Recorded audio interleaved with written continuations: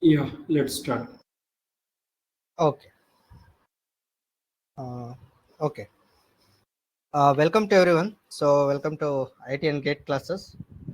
So, today we are going to see a topic on jet propulsion. So, since this is being a demo class, I will be covering a small topic like a cycle analysis that is usually a fundamental uh, aspect before we really jump into a jet propulsion as a whole. So today we will see a little bit about this topic and let us chat more about like what you guys think on the subject and other things.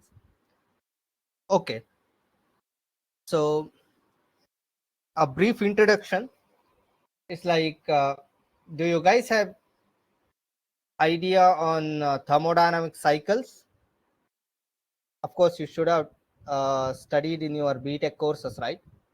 Basic thermodynamics. What type of cycles you guys studied?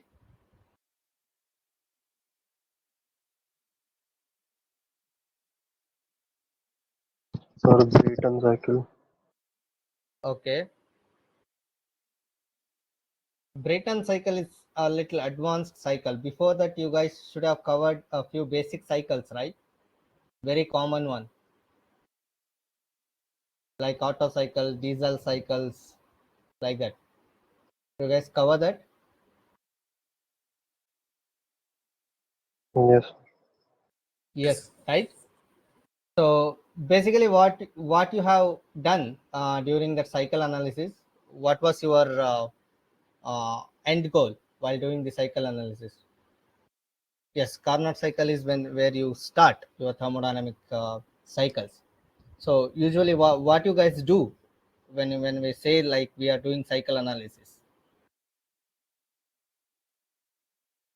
Can anybody recall?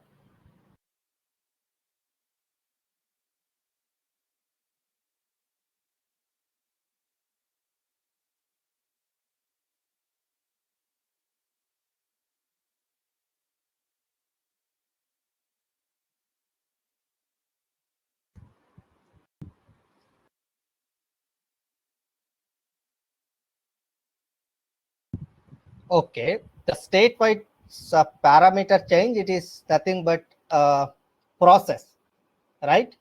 Cycle is a combination of processes, right? Like you will be having a multiple process, they are occurring in a consecutive fashion. That's what we call it as cycle. It can be an open cycle or it can be a closed cycle. Closed cycle is one in which you are coming back to an initial state, whereas in the open cycle you are not coming back to an initial state, but still you will be having a multiple thermodynamic processes, they are occurring in a continuous fashion. That's what you call it as a cycle or cyclic fashion. But what was your motto?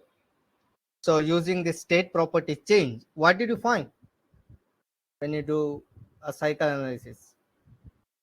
You must have done a work output analysis as well as the efficiency of the cycle. That's the two most like mostly you guys have studied, right? Or analyzed.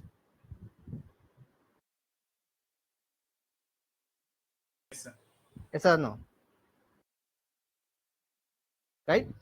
So usually like you used to have a PV diagram for a cycle. So let's say like a random cycle, a compression or a combustion or heat input, then you would have a expansion or something like that, and then a heat output like this, right?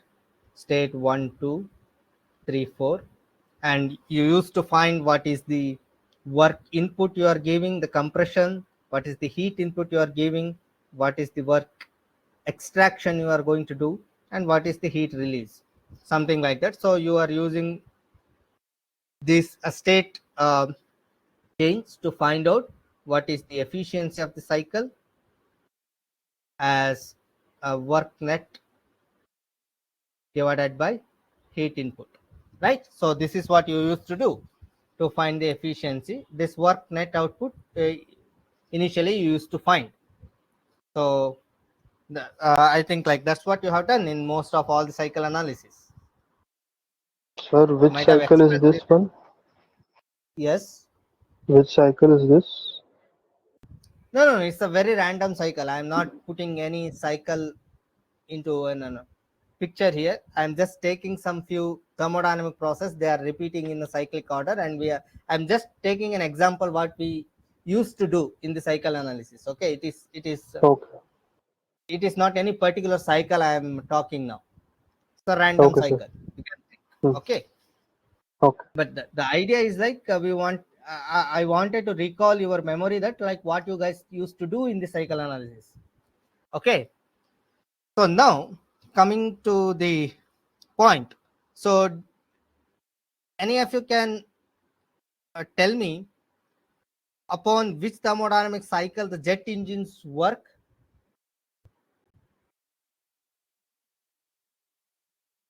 Your petrol engine Sir, works on petrol Brayton. cycle, the diesel engine works on Brayton diesel cycle. cycle, Brayton cycle, right?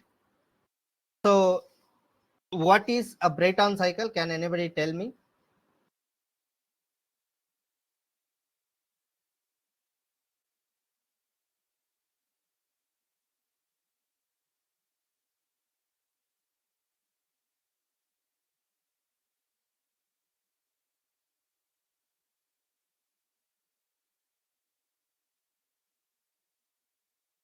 You can just mention the process.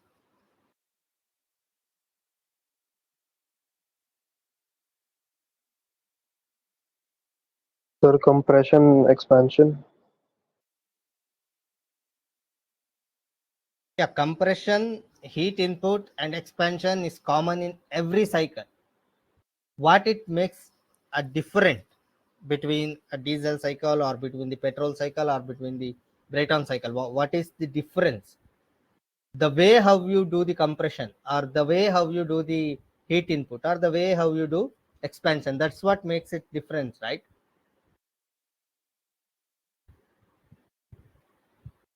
So the compression and expansion occurs in an isentropic process, whereas the heat input that happens in the constant pressure process. That's what you call as a Brayton cycle, right?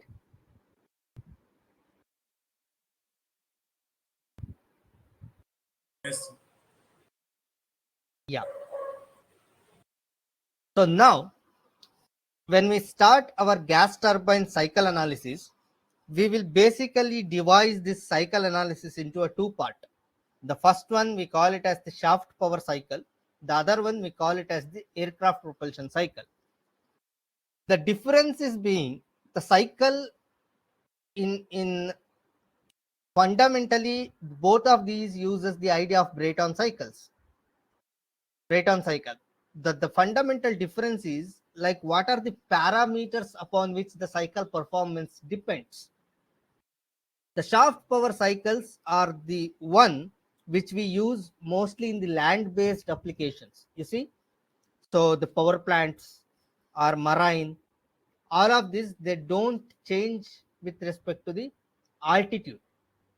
All these are fixed with respect to the land or the altitude where you are doing the analysis. So the parameters such as altitude or the forward speed, they are not a primary concern in the cycle analysis when we do the shaft power cycle analysis or the land based gas turbine analysis. Whereas when we do the actual aircraft cycle analysis, these two becomes a primary parameters along with the other parameters, because aircraft flies at different altitude and it will fly at different speeds. Both of these are very important parameters, right? Like that actually makes it a much more complicated in terms of analysis, because now the number of independent variables on the cycle performance increases. So that is why the optimum cycle that you are going to choose for an engine design becomes much more complicated, becomes because now we are dealing with optimization. That's the different part of mathematics, the idea of optimization, but it becomes much more complicated. The idea of optimization is not new for you guys. Maybe like I can ask you a short memory based question. Can anybody recall where you guys used this simple idea of optimization in your mathematics? You you already used it in many occasions. Maybe you called it a different name. Can anybody recall?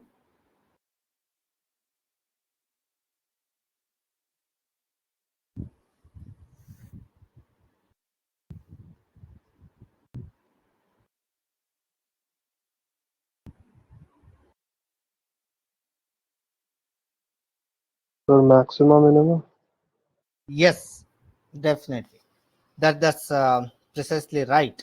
Right. So you guys have used this concept called a maxima and minima in your mathematics, right?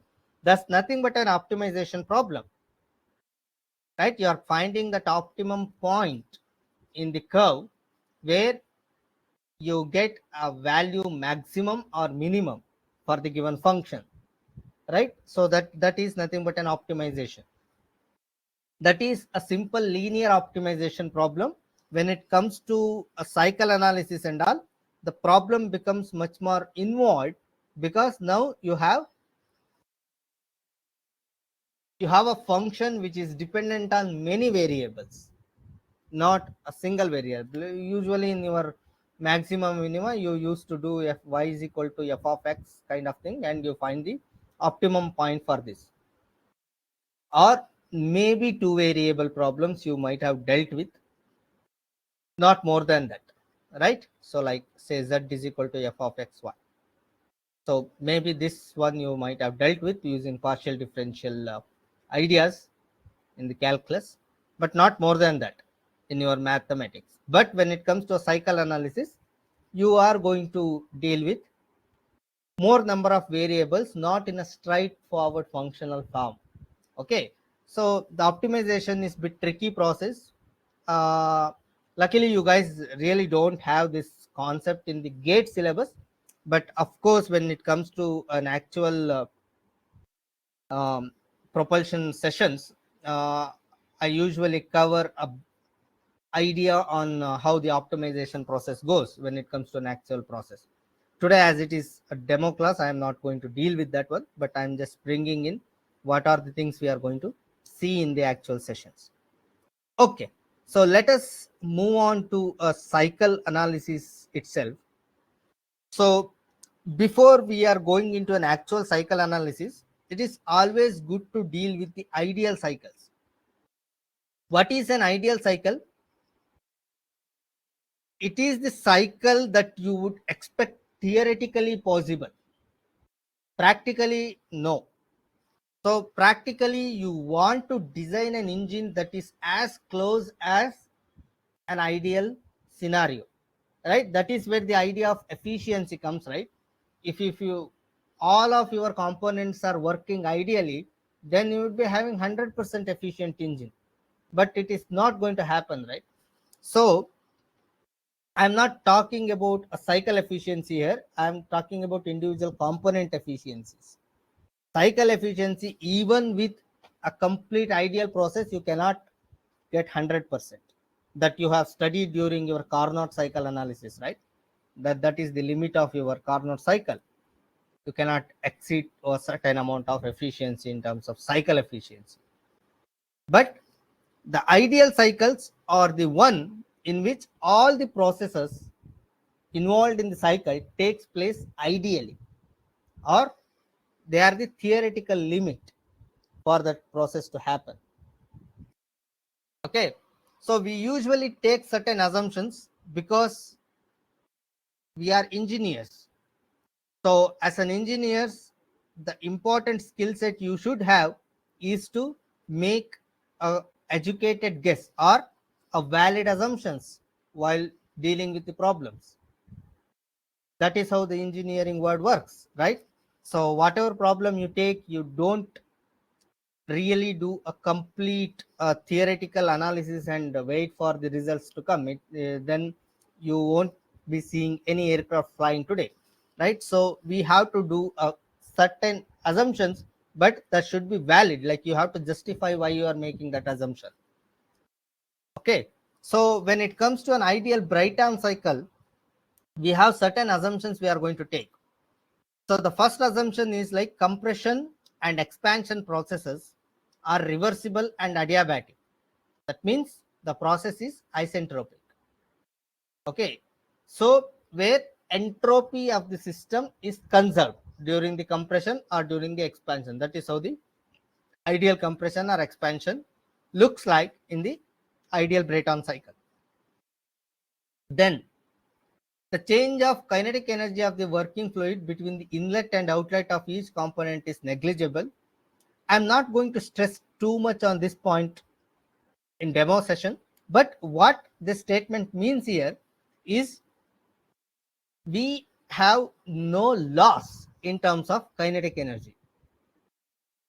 Okay, so like if you look at your total energy, so it is consisting of potential energy plus kinetic energy plus what are the other forms? Internal energy, Pressure energy. right?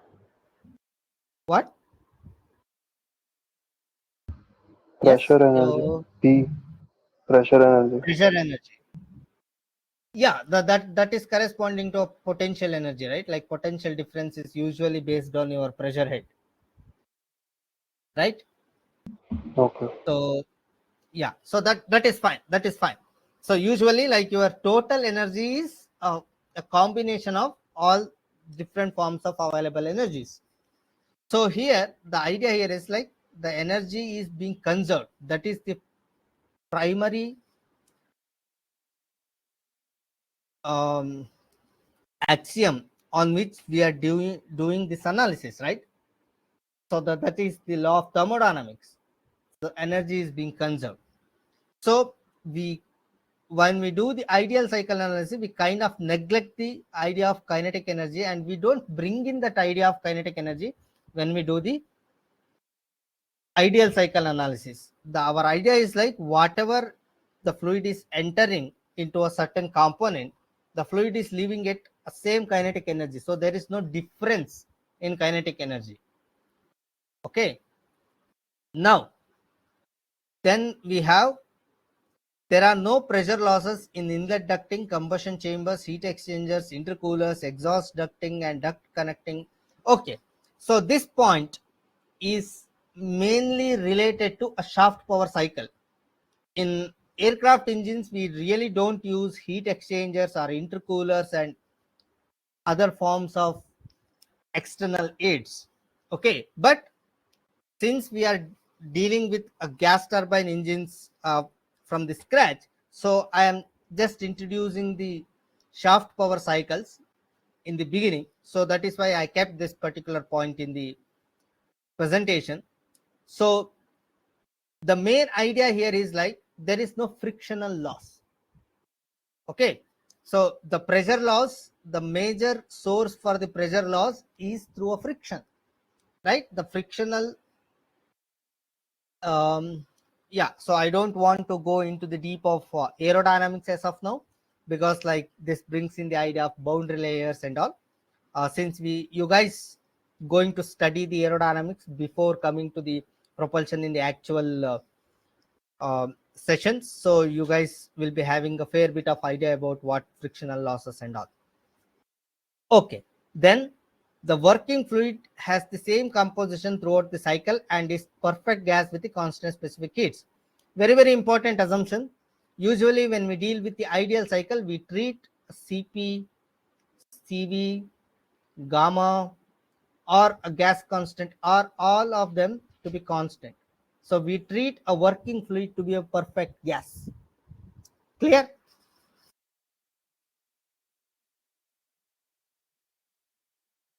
Okay.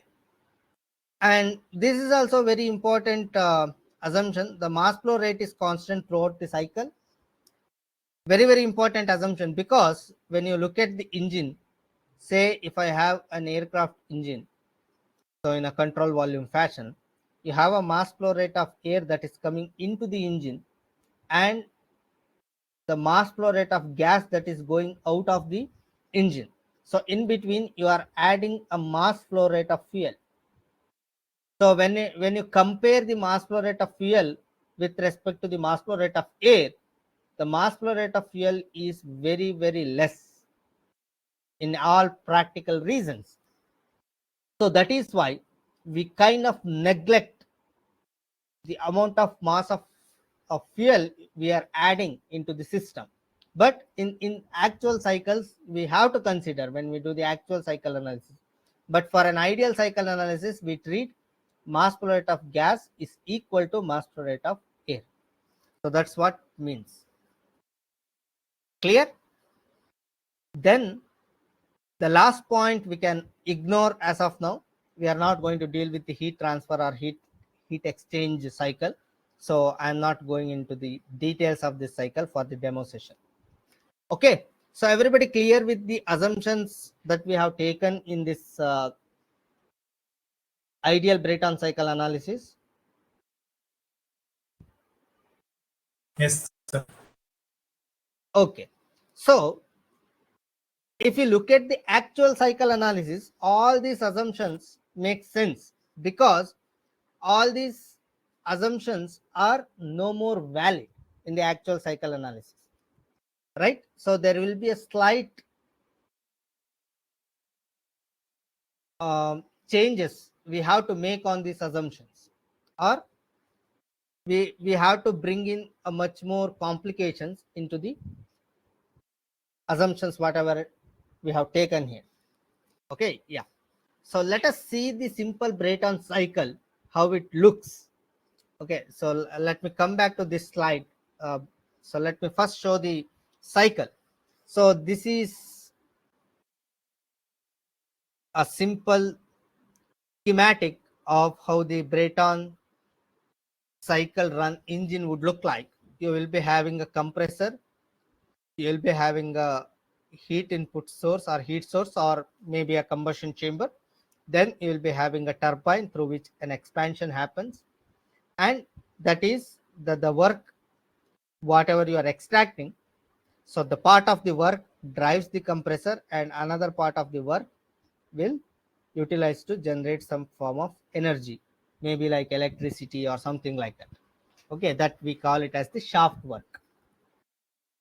Okay, so this is a simplest schematic of the Brayton engine, like engine that is run based on the Brayton cycle. And then this is a corresponding TS diagram. We usually, when it comes to Brayton cycle analysis, we usually deal with the TS diagrams, not a PV diagram. That is a conventionally you guys have used PV diagram to represent petrol cycle or diesel cycle. But when it comes to an aircraft propulsion, most of the time we will be seeing TS diagram only, not the PV diagram. It makes sense because within our cycle there are only three processes. So compression, combustion, and expansion. Out of these, two are isentropic process. So it is easier to put this process in the TS diagram. Okay. So what happens, say like if I have a TS diagram like this. So the mass of fluid that is entering with a temperature set T1 and some pressure or corresponding entropy. This is say P1. This is how a constant pressure line looks like in the TS diagram. This is S1, right? So now we have a isentropic compression. The compression means we are compressing the fluid. That means pressure is going to increase, right? So we are going to see an increase in pressure that happens at constant entropy to a new pressure value of P2. Okay, so then we add heat. This is T2, say. We add heat to increase the temperature of the system. So when we increase the temperature of the system, keeping this pressure constant, so that is how we add heat. So the combustion happens at constant pressure. So on the same P2 curve, you are going to see a temperature that is raised to T3. So then we are having an expansion P2 to P3.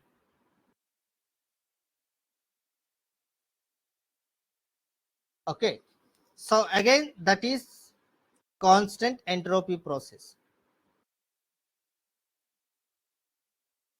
This is how my cycle would look like. Okay, if it is a closed cycle, your P3 or P1 are going to be same. If it is an open cycle, they can be different. Okay, but this point is T4, temperature at the exit. Okay, so this is how my ideal Brayton cycle would look like. So what you see from 1 to here, there is a point 3, 1 2 3 4, that is my cycle. Okay, forget about what is given over here, this solid line on the top, this line or this line. It is not important as of now. So we focus only on this cycle within this red box. Clear? So there are certain things you can notice. What is the maximum temperature you are seeing in this particular TS diagram? Can you just identify with the notation? What is the maximum temperature you are seeing? T3. T3, right? What is the minimum temperature you are seeing? T1. T1. Very good. So we call this a cycle maximum temperature to cycle minimum temperature as the temperature ratio, or let us denote it as T. Okay, this is the ratio of cycle maximum temperature to cycle minimum temperature. Okay, then since it is being an isentropic process, we can use an isentropic relations between the thermodynamic variables. So we can actually have a relation like T2 by T1 to be equal to P2 by P1 to the power of gamma minus 1 by gamma, right? So I think like I'm not going to deal with how this relation is derived in this session, because you guys mostly derive this particular relation in your basics of thermodynamics in the actual sessions. So I'm just assuming you guys already know this. Okay, so similarly I can also write for T3 by T4 is equal to P3 by P4 to the power of gamma minus 1 by gamma. And also in the ideal cycle analysis, we will be having our compression ratio P2 by P1 that is also equal to the expansion ratio P3 by P4. This is how we design the ideal cycles. So that means I can write T2 by T1 also equal to T3 by T1, sorry, T3 by T4, which is equal to, we call this pressure ratio as the compression ratio R to the power of gamma minus 1 by gamma. Clear?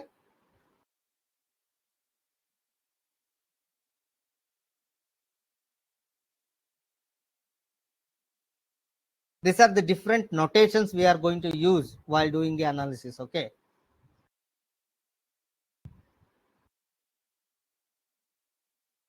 Yes, sir. Okay. So now I can come back to that slide. So as simple as this, we are not going to bring the complex mathematical equations here. We are just relying on the basics of physics. So our basics of thermodynamics here. What we are going to do is like we are going to apply the first law of thermodynamics. First law applied to flow process. That's it. We are not doing anything extra here. We consider the flow to be steady. That's the very important assumptions, the steady flow. Then we apply the first law. So that's simply an energy balance. Clear? So what you are seeing here, it is nothing but a first law of thermodynamics in a different way. So what does your first law of thermodynamics says? The change in internal energy, or like it's the law of conservation of energy, right? So you can always write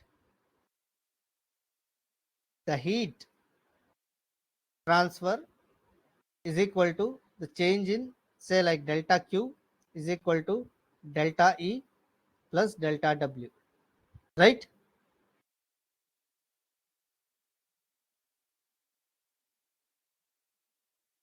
So this is your first law of thermodynamics expressed in mathematical way. So let me put the symbols right, not like this,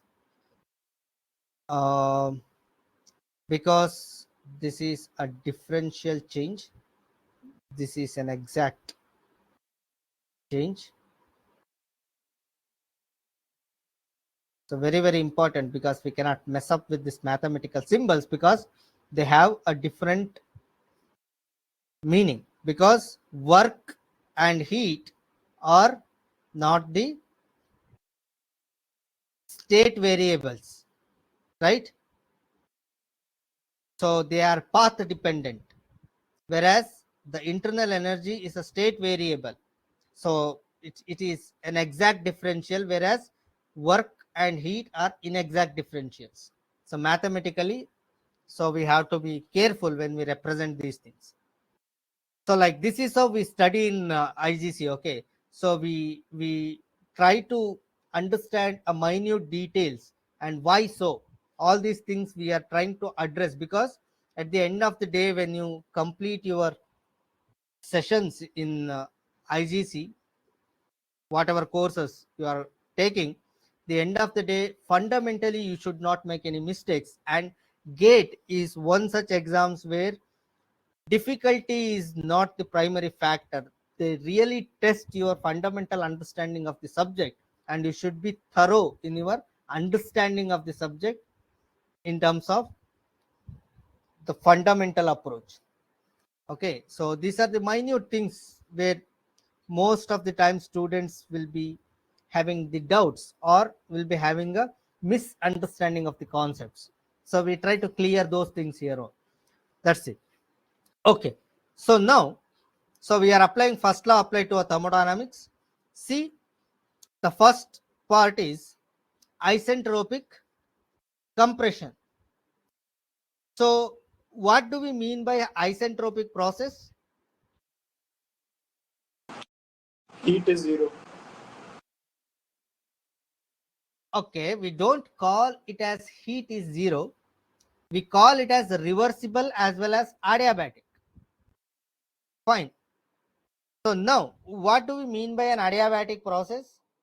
The, the thermodynamic process in which there is no heat transfer, right?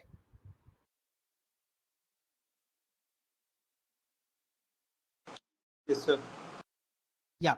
So that means in an isentropic compression, we don't see a change in heat during the process. So there is no heat transfer either into the system or from the system. So we already assumed that there is no change in kinetic energy, right? So from our assumption, this part is already vanished, irrespective of the process. So now either heat or work we have in the process. So now the compression in which there is an isentropic change. So that means there is no heat transfer. So your work is now equal to the change in enthalpy of the system.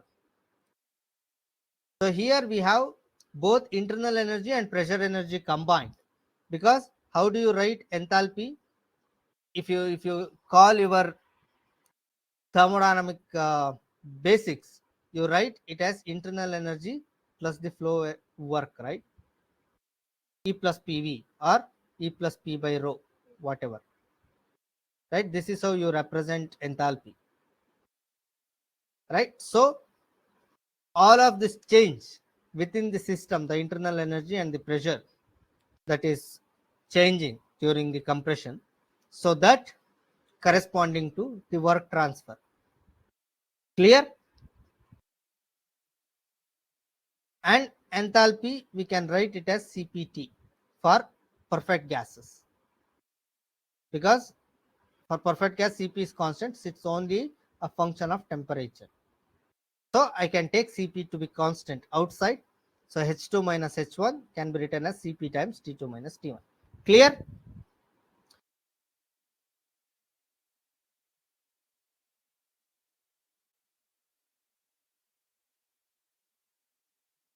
Okay. The next part is from state 2 to 3, where we are adding heat at constant pressure. So there our assumption is that we are not going to extract or deliver any work from the system or to the system. There is pure heat transfer that is happening through a constant pressure process. So we don't see a work transfer in this equation. So we see the heat transfer is equal to from state 3 to 2 H3 minus H2. That is again change in enthalpy of the system. Cp times T3 minus T2. Similarly, the expansion, again it's an isentropic process, so that means it's an adiabatic process also. So there is no heat transfer. The work transfer is going to be 3 to 4, that is H3 minus H4, Cp T3 minus T4, whatever. Clear?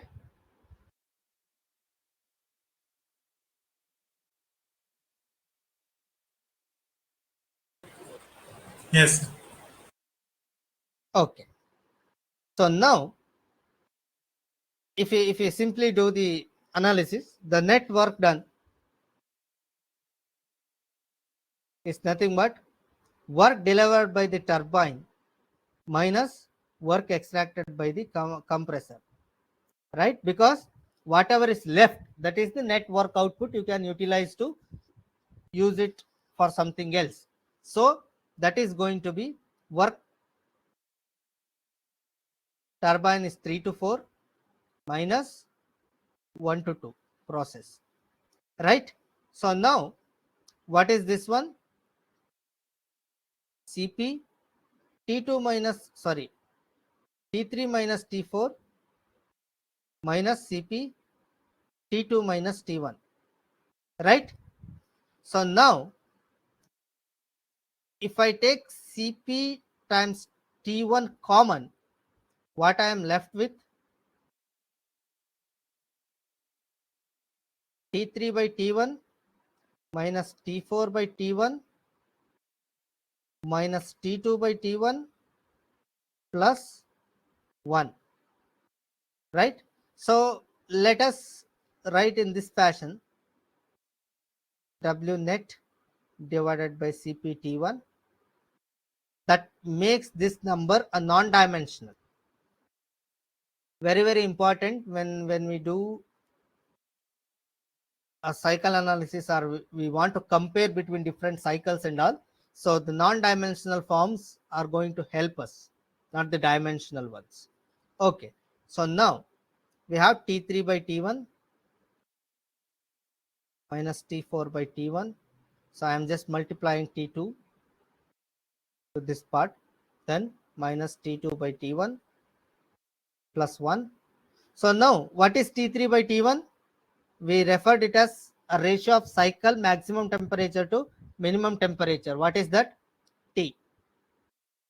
What is this one? We can write as, so let me not T2, let me multiply T3. That is going to help us. T4 by T3 is nothing but 1 over T, and T3 by, sorry, T3 by T1 is T. This is T3 by T4, that I can write R to the power of gamma minus 1 by gamma, minus T2 by T1 is nothing but R to the power of gamma minus 1 by gamma plus 1. Or for simplicity, so I will write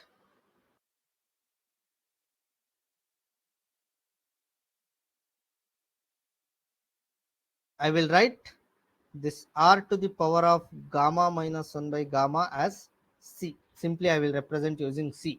So that makes my life easier. Nothing special here. It is just like I don't want to put that complex form every time when we do the simplification. Okay, so now I have W net to CPT1 is equal to T minus T by C minus T plus 1. Or you can go on to do further simplification. Let us keep in this fashion. Is enough now. Okay, so now what is an efficiency? How do we define it? That is nothing but work net output divided by heat input, right? So net work output is what?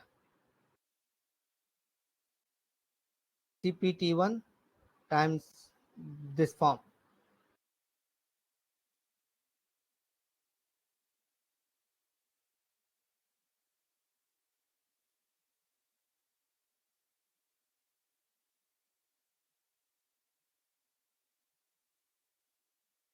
Here it is Cp times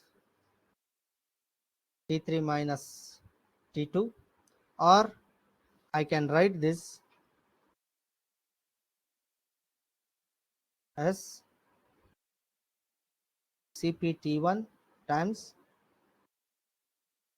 T3 by T1 minus T2 by T1. So now I can cancel CPT1 from both numerator and denominator. So what I am left is T3 by T1 is nothing but T, T2 by T1 is nothing but C, right? So now you see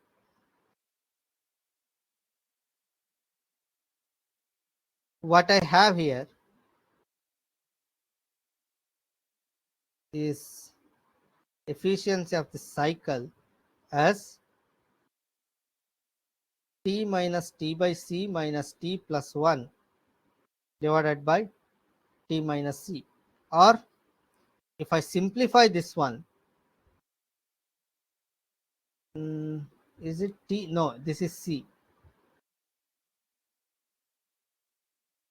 This is T2 by T1, that is C. Yeah. So now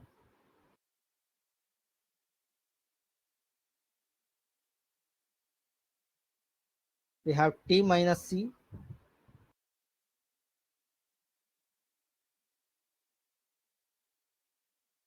plus 1 minus T over C, or if I take LCM, that becomes C minus T divided by C. So I can take T minus C common here. So that becomes, if I take T minus C common, that becomes 1 minus 1 over C divided by T minus C. So I can cancel this and this. So what I am left with, the efficiency of the cycle is nothing but 1 minus 1 over C. What is C?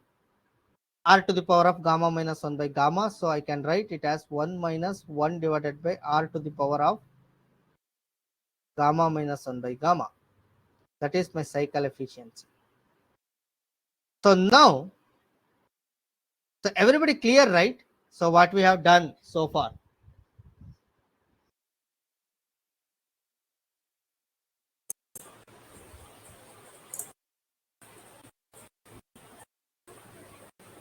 Yes, sir.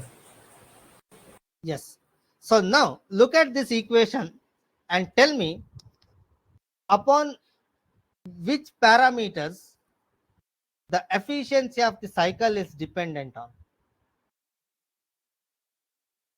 Pressure ratio Pressure ratio. and gamma. Okay. So is it dependent on cycle temperature? Cycle maximum temperature T3?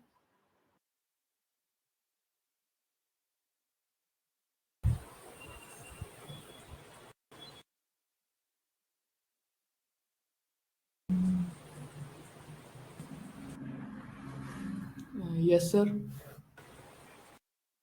Yes.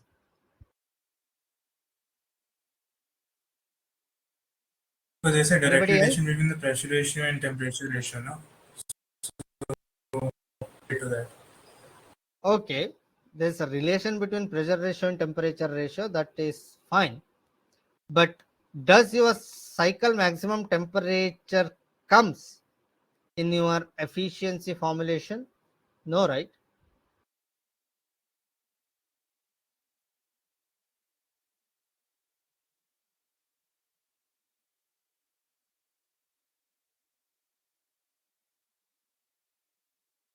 This is very, very important. Like, this is where you guys have to understand the subject. These are the key areas where you can expect a questions to be formed in GATE. Okay. So now you see your efficiency of a simple Brayton cycle is dependent only on your pressure ratio and the type of the gas you are using. It is independent of cycle maximum temperature. Whatever the maximum temperature you give in your cycle, it is not going to affect your efficiency. However, it can affect your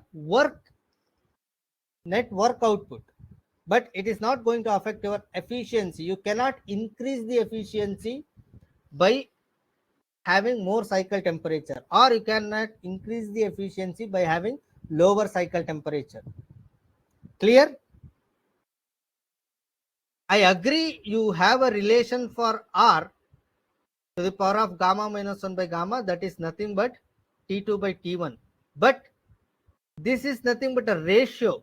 As long as you are having this ratio same, it doesn't matter whether you are having a more T2 or whether you are having a less T1 or whether you are having more T3 or whether you are having a less T4. It doesn't matter.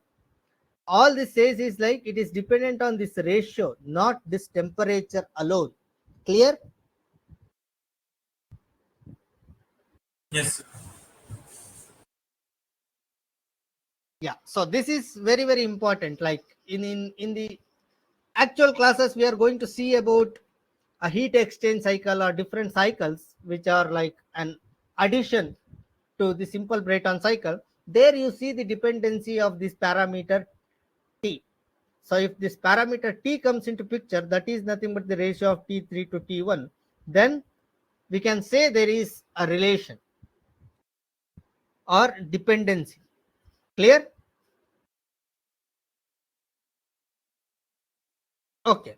So now you see, so here I am keeping the graph for efficiency versus pressure ratio and the specific work output versus the pressure ratio for a different temperature ratios. Okay, so these are all corresponding to different values of T3 by T1. Okay, so you see how the efficiency is varying. So for a same pressure ratio, you can expect more efficiency for monatomic gases compared to diatomic gases. Because if the gamma is 1.4, you expect lesser efficiency, whereas for like gas like helium, you would expect more efficiency for the same pressure ratio. Maybe it's operating at the same pressure ratio, but you would expect, because gamma is different. For the given gamma, the efficiency increases as the pressure ratio increases. See, right? Okay. Now, the specific work output, that is nothing but work net divided by CPT1. Okay, so that's we calculated it as T minus C times 1 minus 1 over C.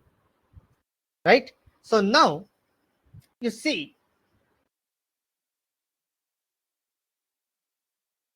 what can you observe from this particular graph, the right one, the specific work output versus pressure ratio? What you can observe?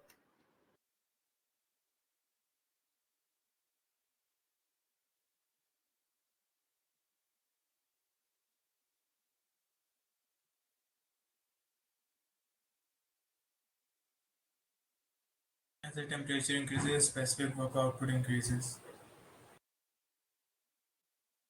Yes, can you repeat once? As the temperature increases, the specific work output increases. Okay, yeah, the temperature ratio, if you increase, like you can see a significant improvement in the specific work output for a given pressure ratio. So that you have to give a constraint on. Okay.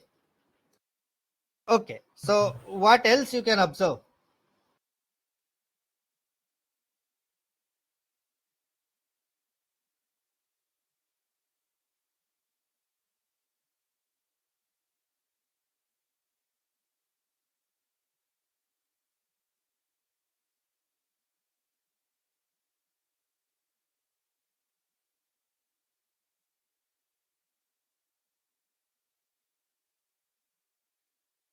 What is the nature of that curve? So like for the efficiency versus pressure ratio, I can directly say for a given gamma, so the efficiency increases as pressure ratio increases. Can I say same? If the pressure ratio increases, the work output always increases for a given temperature ratio.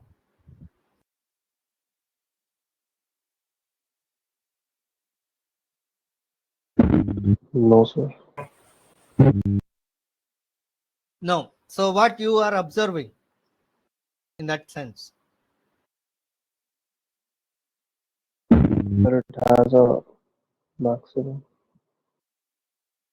Very good. So we have a maxima in this curve, right? You can see there is an increase to a certain extent, then it starts decreasing. There is a slope change. So that means there is an optimum pressure ratio where you can expect a maximum work output for a given temperature ratio, right?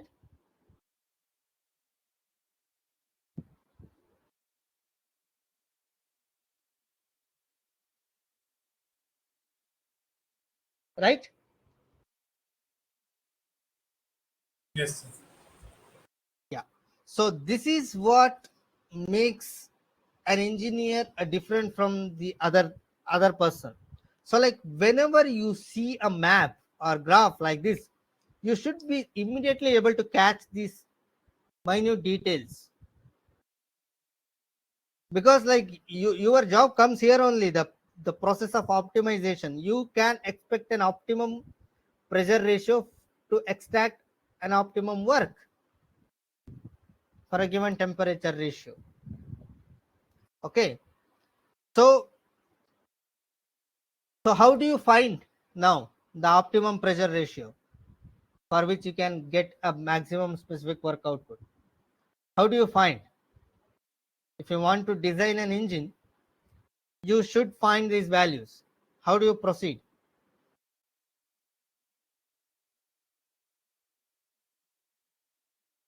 Just now you guys said, right, the point of maxima, what you have to do?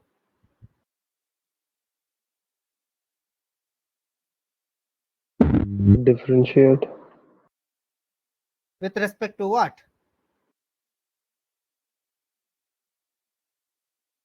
Which one you are trying to maximize? Workout. Work output. With respect to what? What is the dependent variable? Sorry, what is the independent variable? Yeah. Hmm? Sir, specific work output with respect to pressure ratio. Yes, right? So you want to maximize specific work output with respect to a pressure ratio. So let us call it as C. So C is nothing but R to the power of gamma minus 1 by gamma. So we'll maximize with respect to C. So and equate it to 0, right? So now what is net work output to CPT1? So that is T minus T by C minus C plus 1. Let us keep in this form.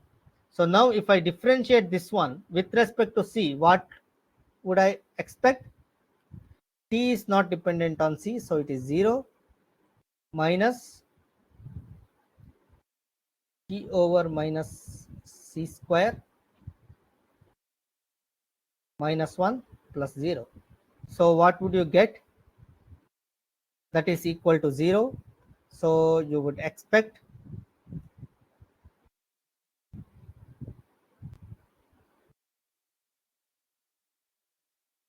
minus 1 plus T over C square equal to 0, right? So what do you get? So that means T is equal to C square or C is equal to root T, right? This is your optimum pressure ratio. So that means you would expect your pressure ratio C, that is equal to R to the power of gamma minus 1 by gamma, to be equal to square root of temperature ratio, right?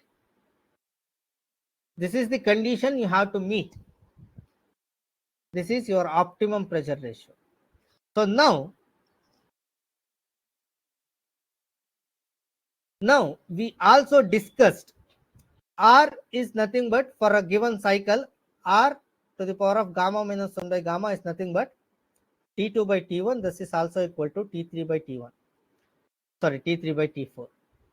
For the optimum pressure ratio, we have that is equal to root T. So I can call it as root T, right?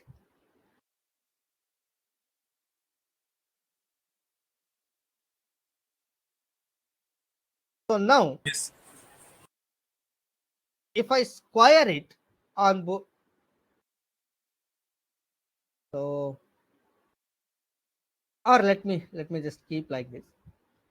So what happens if I square it, this part, R optimum to the power of gamma minus 1 by gamma is equal to root T, or if I write it for T, so that becomes R optimum to the power of 2 times gamma minus 1 by gamma, or I can write it as R optimum to the power of gamma minus 1 by gamma times R optimum to the power of gamma minus 1 by gamma, or this is nothing but what? So 1, I will write it as T2 by T1. This is also equal to multiplying with T3 by T4. So that is equal to left hand side T, that is nothing but T3 by T1. So I actually get a relation like this. T3 by T1 is equal to T2 by T1 times T3 by T4. So now T3 T1, T3 T1 get cancels. What I am left with? This gives me an interesting relation that T2 is equal to T4. As an engineer, this is the condition you would want. What does this say? The compressor exit temperature should match the turbine exit temperature, right? Yes, sir. This is all you are going to do as an engineer, right? When you design your engine, you would try to match these two parameters so that you can extract the optimum work, right? So coming from all this conceptual ideas, you come to a simplest solution what you can do as an engineer. Clear?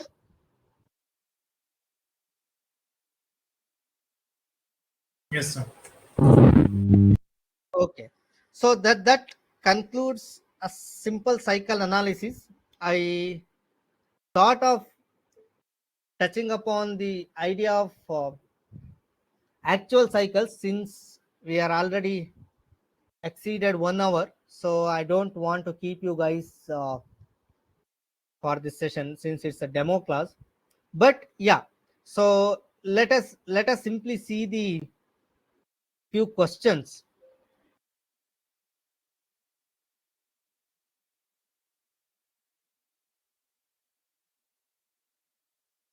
from previous year gate. So yeah, so this one should be very straightforward. Tell me, thermodynamic cycle on which the jet engine operates can be. Option C. Option C. Right? It is Yes. open Brayton cycle. Okay. So then this is actually a question on actual cycles. So let me not take this question now since I am not dealt with that. Maybe we can take this question though it is coming out of the actual cycles. So like here I can briefly say like what happens in the actual cycles.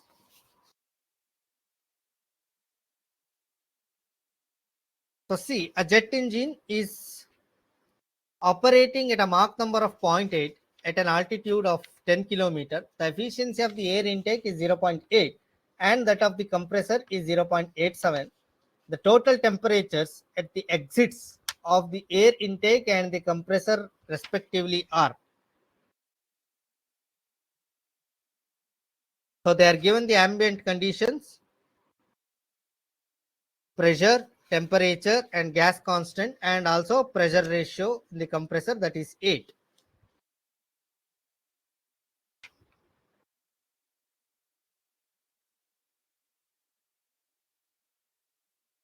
So let us simply see like how we can deal with this. So let us say like we have a diffuser followed by a compressor.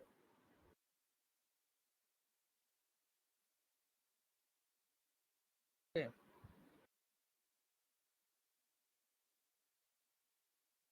So what we have? We have a flow that is coming at a Mach number, intake Mach number of 0.8. We have a diffuser that has an efficiency, say like intake efficiency 0.8, and we have a compressor that has an efficiency of 0.87. So then we have a total we have a inlet condition that is ambient temperature, that is 223 Kelvin.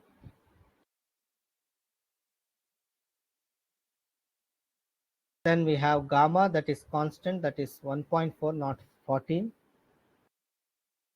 And we have a pressure ratio of a compressor as 8. Fine. So now if I simply draw the TS diagram for this system, so this is going to be my station 1, this is going to be my station 2, this is ambient condition. So this here they are asking what is a total temperature at the inlet of the compressor, what is the total temperature at the exit of the compressor. So that's what they are asking. So simply if I look at the TS diagram, so we have a pressure that is PA, the temperature that is TA at some entropy S1. Now in the intake there is going to be a deceleration of the fluid, so that means pressure increases and velocity decreases.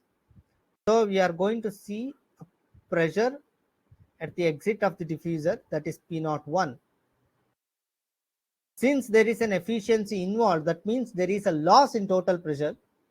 Usually you would have expected P0A but since there is a loss, you are expecting only P naught 1. So this much P naught A to P naught 1 is a loss. Okay, so this process is adiabatic, not isentropic. So this would be the ideal scenario, T naught 1 dash. This is your actual temperature, T naught 1. Okay, so which is also equal to T naught A, because adiabatic process, the total temperatures are same. So I am assuming you already know this. So now if I draw the efficiency of an intake, so that is going to be the actual enthalpy change, sorry, the ideal enthalpy change to rise the pressure from PA to P naught 1 divided by the actual enthalpy change to get the same pressure ratio, pressure rise. Okay, so now you see, if I take TA common, so that becomes T naught 1 dash by T naught minus 1 divided by, if I take TA common, that is T naught 1 by TA minus 1. So what is T naught 1 dash by TA? Since both T naught 1 dash and TA falls on constant entropy line S1, so we can use the isentropic relation between these 2 points, but I cannot use an isentropic relation between T naught 1 and TA, because T naught 1 is this point and TA is this point, so they are not isentropic process. There is an increase in entropy, but I can use isentropic relation between these 2 points, T naught 1 dash and TA, because they are falling on constant entropy line. So I can use the T naught 1 dash by TA as P naught 1 by PA to the power of gamma minus 1 by gamma.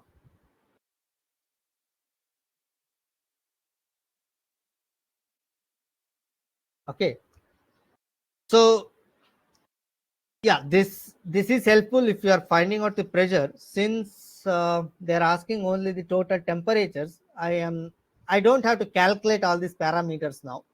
So the total temperature, since it's an intake, so T naught 1 will be equal to T naught A. So that can be easily calculated using an isentropic, adiabatic energy equation, that is TA plus intake Ca square divided by 2Cp. Or I can write T naught 1 by TA as 1 plus gamma minus 1 by 2 times Ma square. So these relations you are going to study in the basics of gas dynamics. There you are going to study this different forms of energy equation. Since the Mach number is given 0.8, gamma is given 1.4, so you can directly calculate what is T naught 1, because TA is also known. So you would end up T naught 1 is equal to 251.9 Kelvin. Since I did not deal with this actual cycles, I am not going to show the entire calculation. I am just giving you the idea how we proceed. Okay, so similarly, to calculate T naught 2, so we have to calculate the compressor performance. So say similarly TS diagram. So in the compressor, we are going to raise the pressure P naught 1 to P naught 2. So since the process is adiabatic, not isentropic, so we are going to see a loss that is accounted by change in entropy. So this is T naught 2 dash. This would be your T naught 2, the actual temperature. So this was your T naught 1. So if I use the efficiency of the compressor, so I can write it as T naught 2 dash minus T naught 1 divided by T naught 2 minus T naught 1. So that gives me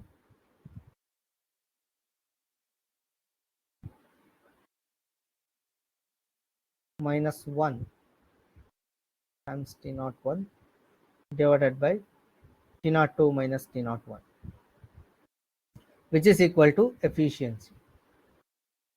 So this one I can write in terms of pressure ratio, since T02 dash and T01 both falls on the constant entropy line. I can use the isentropic relation.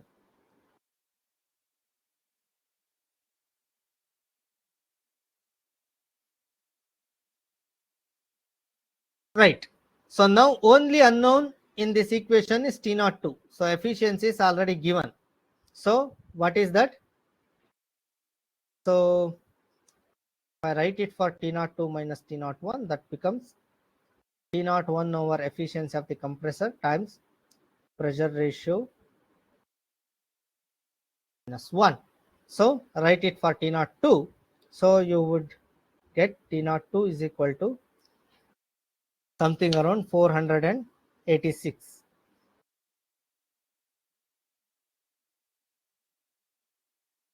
Okay.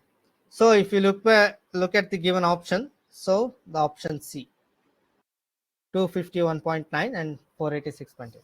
Okay, so I can understand this problem. You guys might not follow completely, but idea here is like how the actual cycles are going to be different from this ideal analysis what we have done in the session, right? So here we are going to bring in that idea of efficiency. You see,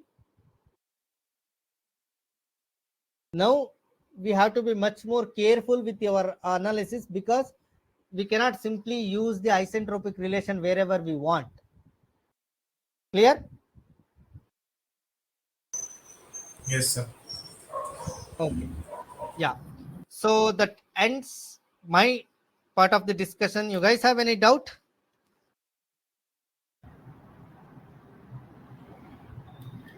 So guys, be free to ask any doubt. If any doubts, or Saloni, Saurav, Yashwant, Mohit. So how was session, guys? Aditya, everyone. In fact, we start thermodynamics before starting propulsion, and also we finish gas dynamics as well. So you guys find everything, clear before